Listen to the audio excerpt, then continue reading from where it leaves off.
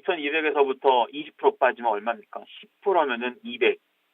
뭐 대략 한 400포인트 빠져야 되는데. 그럼 말이 안 되잖아. 그쵸? 1800 가지 1800을.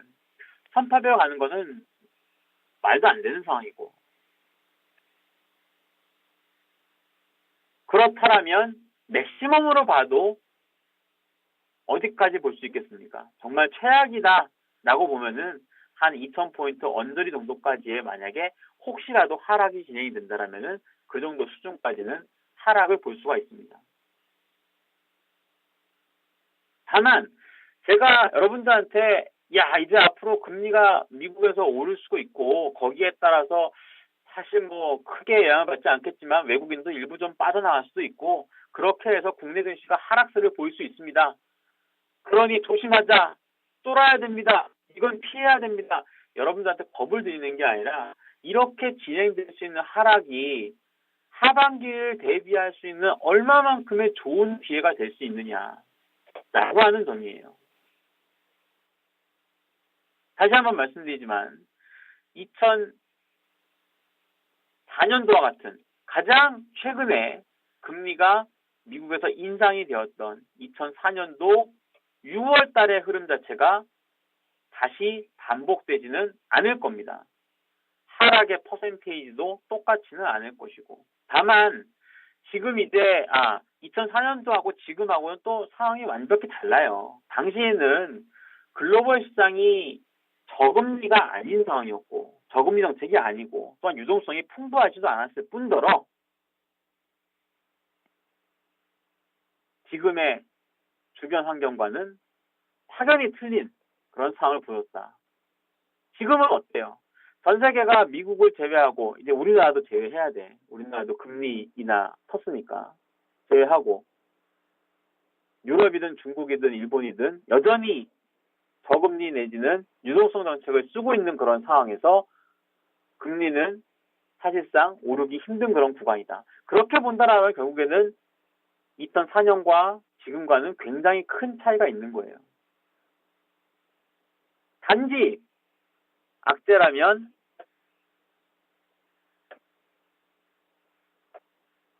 오늘과는 달랐던 어제 같은 외국인들의 어떤 강력한 매도가 글쎄요. 추세적으로는 아니라고 해도 뭔가 미국에서 불거지거나 아니면 뭐 유럽에서 좀 안 좋은 얘기가 나오거나 했을 때에 일부 좀 더 부각이 될 수 있는 그런 상황이 만들어질 수 있습니다. 그러면 이제 등락이 어제와 같이 급락도 나오고 할 수 있다는 거죠. 그러니까 고가 쪽으로의 어떤 돌파에 대한 가능성을 높게 보기보단 본격적으로 즉 2004년도에는 6월의 금리 인상을 앞두고서 앞선 한 달간의 짧고 아주 강력한 조정이 진행이 됐다라면 지금의 시장 남아있는 5월달과 뭐 길게 보면 한 6월달, 7월달 정도까지는 6, 7월달 정도까지는 특히나 코스피 시장을 중심으로 해서 고가 쪽에 대한 어떤 돌파 가능성을 엿보는 것보단 전반적으로 시장이 얕은 조정권역의 움직임을 기록하면서 횡보를 할 가능성이 높다는 거예요. 그 와중에 이제 간간히 생각보다 빠른 하락이 진행될 수 있을 것이고 최악의 상황으로 본다라면은 2000선 초입 국면, 뭐 한 2050선 내역권역이라든가 분기 이제 경기선이 올라오고 있는 가격대가 6월 달에 아마도 한 2050선 내외가 포진이 될 수 있기 때문에 그 정도 수준까지의 주가 하락이 혹시라도 진행이 될 수 있다라는 얘기가 됩니다. 자, 대전제라고 하긴 좀 뭐하지만 생각을 해보세요. 유가증권 시장의 지수가 좀 뭐 안 좋을 것 같아. 그러면 지수 하락을 주도할 수 있는 애가 과연 뭐가 있을 것인가를 따져봐야 되겠죠. 그렇죠? 상반기 중에 있어서의 결국에는 지수가 고점 돌파를 못했던 이유 중에 하나는 산업재 섹터에 있는 주력 업종군들, 정유, 화학, 기계, 건설, 주선 이런 애들이 예상보다 실적이 좋지 않았기 때문이야. 근데 그 와중에 뭐 화학이라든가 아니면 정유업체 같은 경우는 그나마도 나쁘지 않은 실적이 2분기에 나올 수 있는 것이고 지수 관련 종목군들 중에서 결국에는 조선주 같은 경우가 1분기보다는 나쁘진 않겠지만 뭔가 모멘텀 자체가 그렇게 크지 않은 그런 구간. 더욱더 중요한 것은 삼성전자의 행보라고 볼 수가 있겠죠. 자, 우리 방에 지금 사람이 급속하게 늘어나고 있습니다. 자, 갤럭시 S6 이번에 새로 나온 거 사신 분 우리 손 한번 들어봅시다.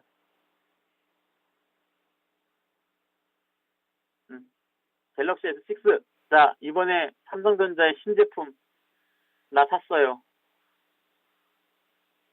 응? 사신 분 없어요? 다들 그 자제분들만 스마트폰을 바꾸고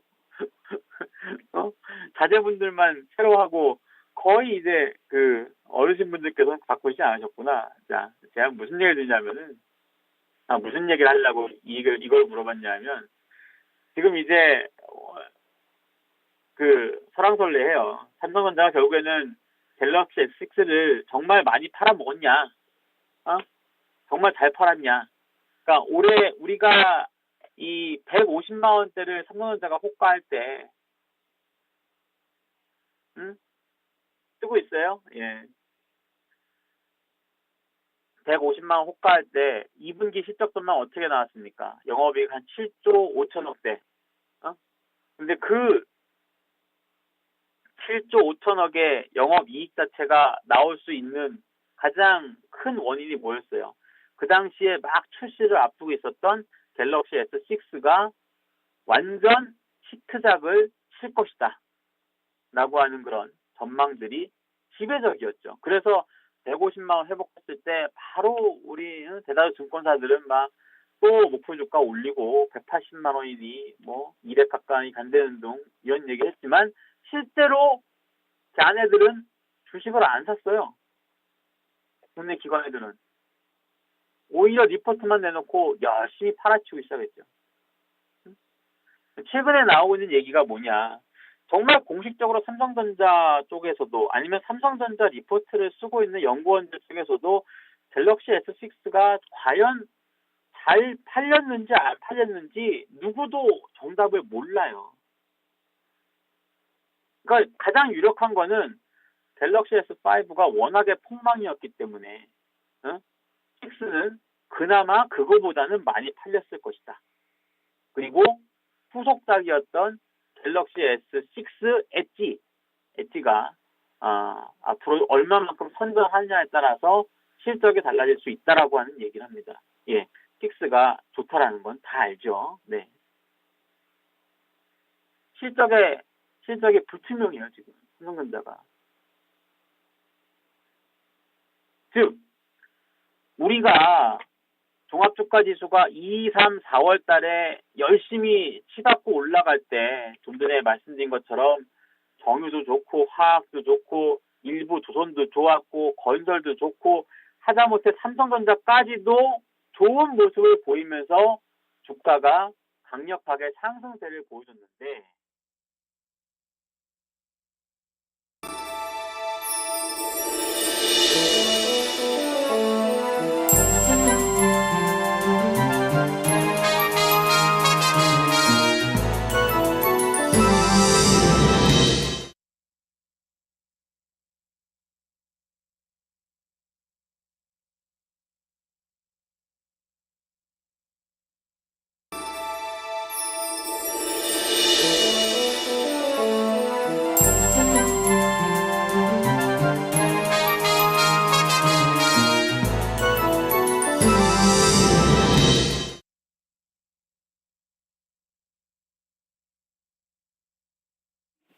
네, 반갑습니다. 초량주 클럽의 부자왕이고요. 지금 시장 상황이 상당히 변동성이 좀 크죠. 변동성이 큰데 그것은 이제 글로벌 시장에서의 경기에 대한 논쟁이라고 볼 수 있는 부분인데요. 이 양적 완화 중단한 이후에 글로벌 시장, 특히 신흥 시장에서의 외국인들 그 스탠스가 이제 바뀌는 거잖아요. 그렇다고 보면은 우리 쪽에 들어와 있는 내국인들, 특히 중동계라든가 유럽계라든가 북미계 이렇게 보면은 우리 시장에 들어와 있는 외국인들도 성격이 다양하고, 예, 동남아시아, 특히 이제 우리와 좀 이웃되고 있는 이 중동, 중공, 또 중국 같은 경우는 사실 이제 우리나라 사정을 너무나 잘 알기 때문에, 예, 우리나라 기업에 대해서 어느 정도 비슷한 맥락에서, 예, 투자를 한단 말이죠. 예, 그러나 유럽이라든가 북미계 이런 쪽의 자금들은 아주 닳고 자라서 금융기법, 특히나 선진 시장에서의 신흥시장으로 접근 방식이 틀리기 때문에 뭐 MSCI 지수 편입이라든가 FTSE 지수 편입이라든가 이런 쪽에 글로벌 펀드 자금의 속성상 글로벌 자금이 움직이는 쪽은 이제 수익을 쫓아내기 때문에, 물론 헤지 펀드도 있을 거고 무채월 성격에 중장기적으로 투자하는 그런 스타일로 본다면 우리 시장 같은 경우는 이 생리를 너무나 잘 알고 있기 때문에요. 특히나 이제 개인 투자가와 또 국내 기관 투자가들조차도 뭐 실적이라든가 또 시황이라든가 지수에 너무나 민감하죠. 예, 그런 부분에서 지금 우리 시장에서는 시황 따라 이렇게 매매할 수 있는 재미없어요. 예, 무슨 얘기냐면은 이 양적 완화를 가지고도 구구한 논쟁에 따라서 접근 방식이 틀리기 때문에 이 시황, 특히 이제 글로벌 시장 가지고 함부로 판단하시면은 이 좋은 장에서 수익을 못 냅니다.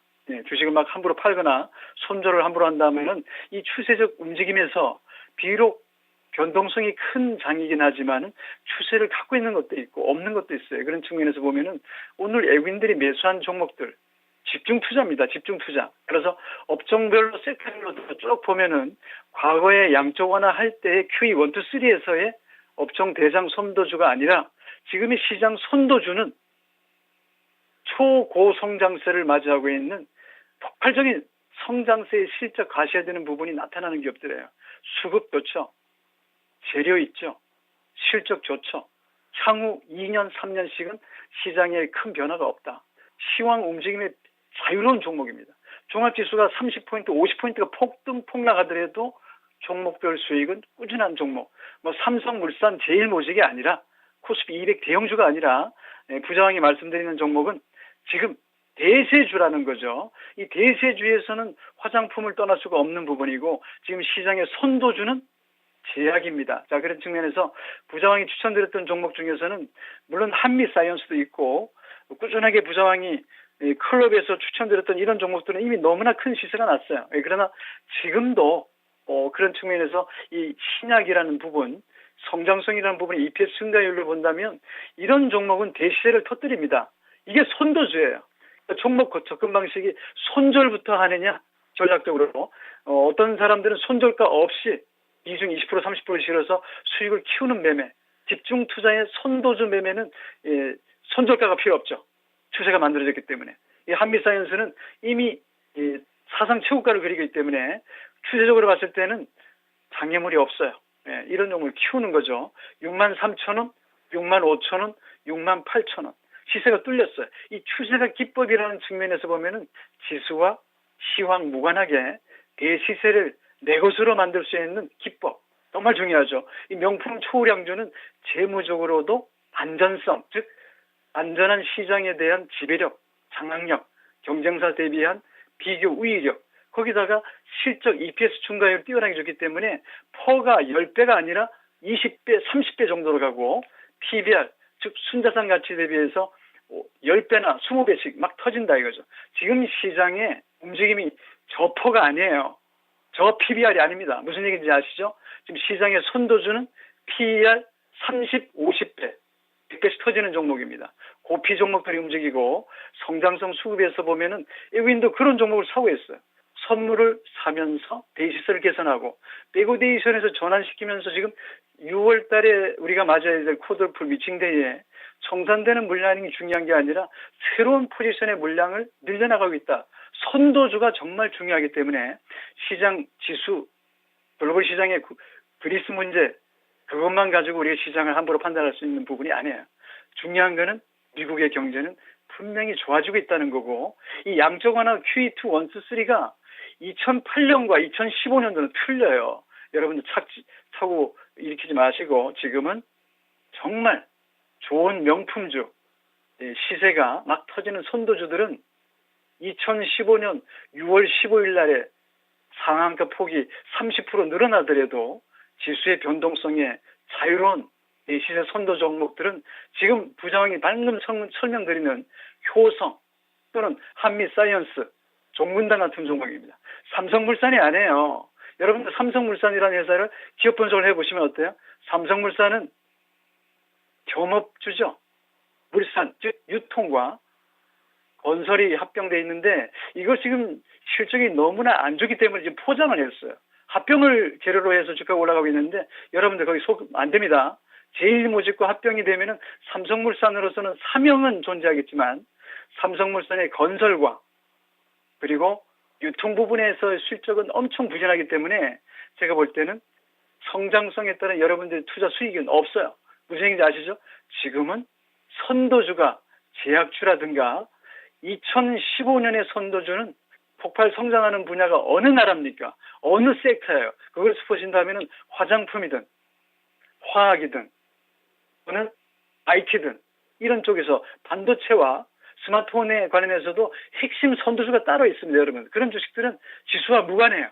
그걸 여러분들이 고르셔야 되는데 매일 손절가 정해놓고 단타를 치려고 그러니까 종합지수가 35% 빠지면 손절부터 해야 되고 그러니까 못 먹죠. 부장 추천주는 종근당, 명품 초우량주는 재무구조가 초우량할 뿐만 아니라 2015년에 바이오 신약 이런 등등의 요인들로 해서 R&D 투자한 수익에 즉 결실을 맺는 시점이기 때문에 종근당 같은 종목은 지수무관 대시세가 터지는 그런 종목입니다. 따라서 키울 수 있는 분들 키우세요. 부장이 이통화도 방송에서 추천드렸던 효성 이런 종목들은 지금도 꾸준하게 수익 낼 수 있고 특히 한국 화장품 이런 건 저는 매매 안 합니다만은 한국 콜마라든가 부장이 추천했던 부강약품 이런 종목들은 지금도 시세 추세가 살아있다 이런 측면에서 보면은 단기 중기적으로 충분히 공략할 수 있는 자리입니다. 그걸 여러분들이 아셔야 되는데 당연히 기본적 펀더멘탈은 들어가기 때문에 저는 강조하지 않겠습니다만은 전 재무 분석은 기본이기 때문에 당연하지만 추세가 기법으로 봤을 때는 이런 종목들이 시세가 막 발산되는 거예요. 여러분들 종목은 손절매를 정하고 짧은 5% 10% 수익을 보고 있는데 부장 종목은 한국 콜마라든가 부강약품, 종근당, 효성 같은 종목은 시세가 계속 지금 커지고 있는 겁니다. 이게 10% 50%가 아니에요. 50% 100%씩 올라가는 겁니다. 5만 원, 6만 원짜리가 9만 원, 10만 원 가고 효성처럼 6만 원, 7만 원짜리가 얼마까지? 지금 13만 원에 와 있단 말이에요. 조정받아서 지금 11만 8천 원에 와 있는데 역사적으로 봤을 때는 이 히스토리컬한 부분에서 대시세가 터지는 자리는 추세각이 반드시 잡혀요. 이 추세각이 잡히는 자리에 여러분들이 투자를 해야 된다 이렇게 말씀드리는데 아마 공개방송 많이 들어보셔서 아시겠지만은 효성 같은 종목은 누누이 말씀드렸지만요. 모든